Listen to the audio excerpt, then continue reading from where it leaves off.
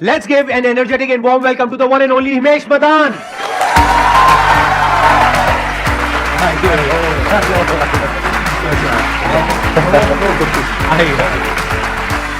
Hello everyone.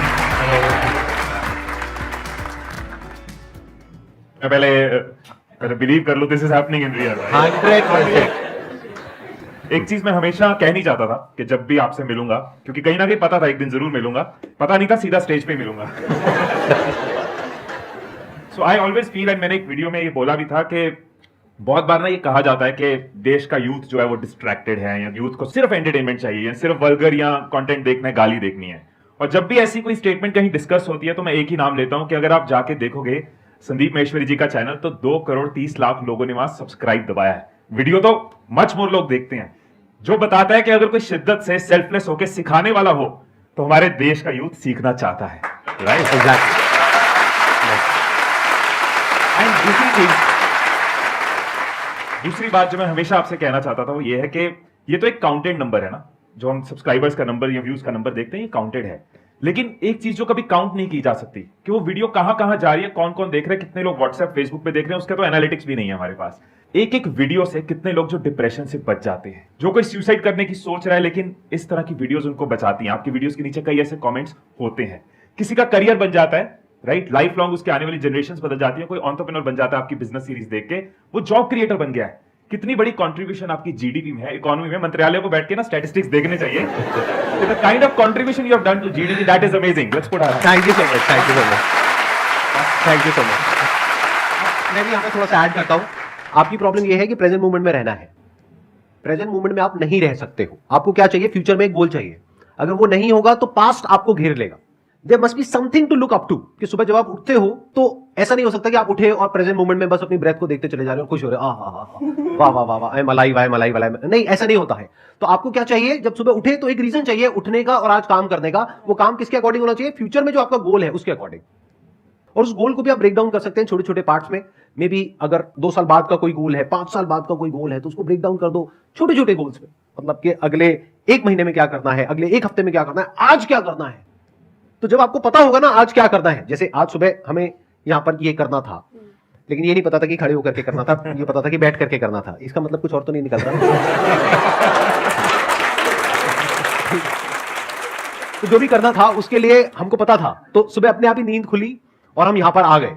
अगर सोचो कुछ नहीं करना होता तो वही, हाँ ठीक है, आराम से उठेंगे, ये वो व्हाटएवर। तो there must always be something to look up to, कि आपकी लाइफ में कोई ना कोई बर्निंग डिजायर, कोई ना कोई गोल, कोई ना कोई ड्रीम, कोई ना कोई विजन, कुछ ना कुछ होना चाहिए। तभी इस मूवमेंट में आप अच्छे से जी सकते हो। अगर कुछ नहीं है तो जिंदगी थकी हुई हो जाएगी। पास्ट आपको घेर लेगा। प्रेजेंट में भी बहुत प्रॉब्लम्स है, पास्ट में भी बहुत प्रॉब्लम्स थी, फ्यूचर में पता नहीं क्या क्या हो सकता है। तो फ्यूचर से रिलेटेड एंजाइटी आ जाएगी, पास्ट से रिलेटेड स्ट्रेस आ जाएगा, और प्रेजेंट तो हमको घेरने के लिए बैठा ही है चारों तरफ से। तो आप चारों तरफ से फंस जाओगे। तो इससे निकलने का क्या तरीका है? फ्यूचर पे, अपने गोल पे अपना ध्यान दो कि जो हो गया, अब आगे देखते हैं क्या करना है। स्टेप बाय स्टेप प्रोसेस है या नहीं है, इस चीज की वेट करने में किसका नुकसान हो रहा है? आपका नुकसान हो रहा है। हम वेट करते रहे कि पहले मुझे एक स्टेप बाय स्टेप प्रोसेस चाहिए। इसका मतलब पता क्या है? मैं अपने घर की पार्किंग में खड़ा हूं, गाड़ी के अंदर, पहले सारे सिग्नल ग्रीन हो जाए फिर मैं गाड़ी चलाऊंगा। वो नहीं होगा। आपको ट्रेनिंग लेते रहना है, सीखते रहना है, मेंटोर से सीखते रहना है, वीडियो से सीखते रहना है, लेकिन आपको एक्शन साथ साथ लेते रहना है, because biggest teacher is action.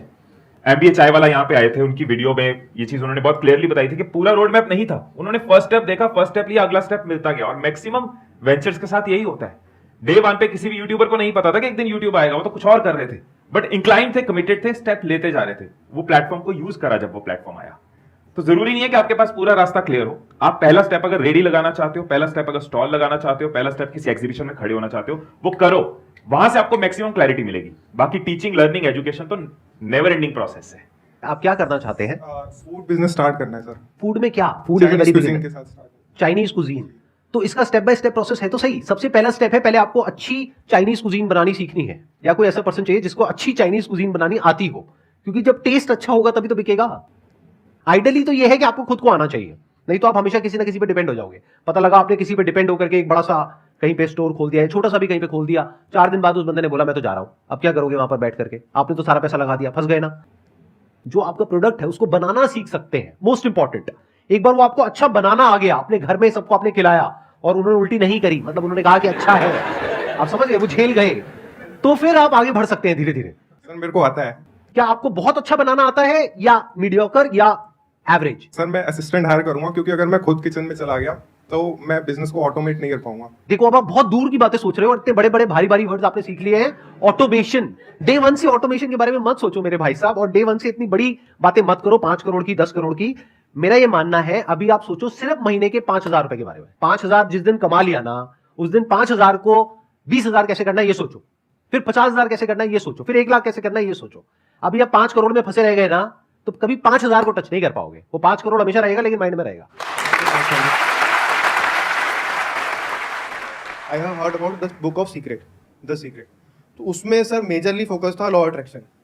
वो समझ में ही नहीं आया कि बैठे रहो और सोचते रहो, फोटो लगा लो, तो हाउ इट्स वर्क एक्चुअली। जो लॉ ऑफ अट्रैक्शन के अंदर अगर ये कॉन्सेप्ट है कि बैठे रहो और सोचते रहो, इससे मैं अग्री नहीं करता हूं। What work for me is not law of attraction. Attraction के अंदर जो वर्ड छुपा हुआ है एक्शन, मेरे लिए वो काम किया अट्रैक्शन, राइट। अगर हम कॉन्सेप्चुअली देखें, अगर आप किसी चीज के बारे में हर रोज शिद्दत के साथ सोच रहे हो, उसके बारे में बिलीफ रख रहे हो, उसके कॉम्प्लीमेंटिंग एक्शन ले रहे हो, गिव अप नहीं कर रहे, अपने आप को हमेशा थ्रू आउट पॉजिटिव रखते हो, अपना वो बिलीफ पॉजिटिव है, आपको वो बिलीफ है कि मैं करूंगा, और उसके लिए आप सीख रहे हो, लर्न कर रहे हो, एक्शन ले रहे हो, कंसिस्टेंट हो, कमिटेड हो, उसके बाद आपको रिजल्ट मिलते हैं। अब इसको अगर लॉ ऑफ अट्रैक्शन कहें तो लॉ ऑफ अट्रैक्शन कहना है, कह सकते हैं। अगर इसको मैं लॉ ऑफ एक्शन बोलूं तो ये लॉ ऑफ एक्शन भी यही है। Think about something, believe in that, take consistent action, keep learning, you'll fall, you'll rise, gradually you will grow. मेरे लिए लॉ ऑफ अट्रैक्शन के अंदर बिलीव करके बैठ जाना इज नॉट द सोल्यूशन, मेरे लिए action is the solution. Capability की एक तो कोई डेफिनेशन नहीं है कि जब आप कह रहे हो कोई इंसान कैपेबल है तो मतलब क्या। जैसे कोई क्रिकेट खेलना भी शुरू हुआ है वो भी कैपेबल है, और जो वर्ल्ड का बेस्ट क्रिकेटर है वो भी कैपेबल है। तो इसके 4 स्टेप्स है। पहला है नॉलेज, फिर है स्किल, फिर है एक्सपीरियंस, फिर है लर्निंग। अगर आपको इन्फिनिट तक जाना है तो तब ये चौथे स्टेप तक जाना है। लोग इन 3 में अटक के रह जाते हैं। वो क्या है? नॉलेज, स्किल और एक्सपीरियंस। कोई भी काम आपको करना है जिसमें आपको कैपेबल होना है तो उसके लिए पहले आपको नॉलेज चाहिए, बुक से, यहां से, वहां से, स्कूल से, कॉलेज से नॉलेज मिल गई। अब स्किल चाहिए उस काम को करने के लिए, फिर प्रैक्टिस चाहिए जिसको एक्सपीरियंस बोलते हैं। यहां तक तो लोग पहुंच जाते हैं। इसके बाद चौथे स्टेप पे बहुत कम लोग पहुंच पाते हैं। वो है कि जब उस काम को किया तो खुद को क्रिटिकली देखा कि मैंने क्या सही किया, क्या गलत किया, और अगर कोई हमारी तारीफ कर रहा है, कोई बुराई कर रहा है तो उसको भी ऑब्जेक्टिवली देखा और समझा, पैटर्न्स को समझा, पैटर्न्स को तोड़ा। नहीं तो एक पैटर्न में घूम जाओगे, और जैसे ही आप उस पैटर्न में घूम जाओगे तो आप स्टक हो जाओगे। अब आपकी ग्रोथ रुक जाएगी। फॉर एग्जाम्पल, मैं ये सेशंस कर रहा हूं, अगर मैं यहां पर कोई पैटर्न बना दूं, यानी कि जो आप मेरे से एक्सपेक्ट कर रहे हो वही मैं करने लग जाऊंगा, बस अपनी नॉलेज को बढ़ाया, स्किल को बढ़ाया, एक्सपीरियंस को बढ़ाया, लेकिन आप कहोगे अच्छा मैं उसी तरह से बोल रहा हूं जिस तरह से मैं 50 साल पहले बोल रहा था, तो मैं सीख नहीं रहा। बट अगर मैं सीख रहा हूं तो मेरे हर सेशन में आप कुछ अलग देखोगे। तो ये वो चौथी क्वालिटी है जिस पे आपको जोर देना है। पैटर्न्स को ब्रेक करना है। पैटर्न्स को ब्रेक करने के लिए सीखना पड़ेगा, देखना पड़ेगा, ऑब्जर्व करना पड़ेगा, पूरी तरह से समझना पड़ेगा कि एग्जैक्टली क्या हो रहा है, बाहर क्या हो रहा है, अंदर क्या हो रहा है। कि बाहर अगर ऑडियंस है जिससे मैं इंटरेक्ट कर रहा हूं तो ऑडियंस का क्या रिएक्शन है, कि अगर मैं कुछ बोल रहा हूं तो आप लोगों का क्या रिएक्शन है। अगर आप अभी हिल रहे हो तो इसका मतलब अभी तक मैंने आपकी अटेंशन को पूरी तरह से ग्रैब नहीं किया है। लेकिन अगर आप स्टिल हो गए ना तो ग्रैब कर लिया है, समझ गए। बीच में कब पॉजेस देने हैं, कब तेज बोलना है, कब धीरे बोलना है, बहुत सारी चीजें होती है इसमें। तो इसको कहां तक इंप्रूव मैं कर सकता हूं, अपनी जो स्पीकिंग एबिलिटीज है उसकी कोई लिमिट नहीं है। तो वो मैं अब कैसे कर सकता हूं। हो सकता है किसी बुक में मुझे जवाब ना मिले, यानी नॉलेज में उसका आंसर नहीं है। स्किल किससे सीखूं, एक्सपीरियंस, एक्सपीरियंस से क्या होता है, एक्सपीरियंस से तो एक पैटर्न बन जाता है। जैसे आपको अपने घर से ऑफिस जाने का एक्सपीरियंस है एक रास्ते से, तो अगर आप कुछ और भी सोचते रहोगे तो वहां पहुंच जाओगे। तो एक्सपीरियंस से क्या होता है, तो अब मुझे क्या करना पड़ेगा, देखना पड़ेगा कि कहां पे क्या पैटर्न्स बन रहे हैं, उसको ब्रेक करना पड़ेगा। देखना पड़ेगा अच्छा इसको नेक्स्ट लेवल पे कैसे लेकर के जाऊं, क्या अलग करूं। अलग करने में रिस्क होता है तो रिस्क लेना पड़ेगा, because the moment you try something different तो लोग उल्टा बोलने लग जाते हैं। जब मैंने सीरीज शुरू करी थी तो वहां पे आप जाकर के देखो, बहुत लोगों ने कमेंट किया था जरे क्या कर रहे हैं। मुझे पता है कि मैं क्या कर रहा हूं, उनको नहीं पता है। अगर पहले से मैंने क्वेश्चंस प्लान कर लिए और पहले से हम लोग मिल गए और यहां पर आकर के कुछ कर रहे हैं तो उसमें ज्यादा मजा आएगा या अभी मजा आ रहा है? अभी मजा आ रहा है, यस और नो? क्यों आ पा रहा है वो मजा? क्योंकि ना मुझे पता है कि यहां पर क्या होने वाला है, ना इनको पता है अगले मोमेंट में क्या होने वाला है, ना आपको पता है, कुछ भी हो सकता है। ये जो थ्रिल है ये एक तरह की राइड है। तो I am creating an experience like no other on this planet. Thank you so much for coming. आप भी आना चाहेंगे स्टेज पर?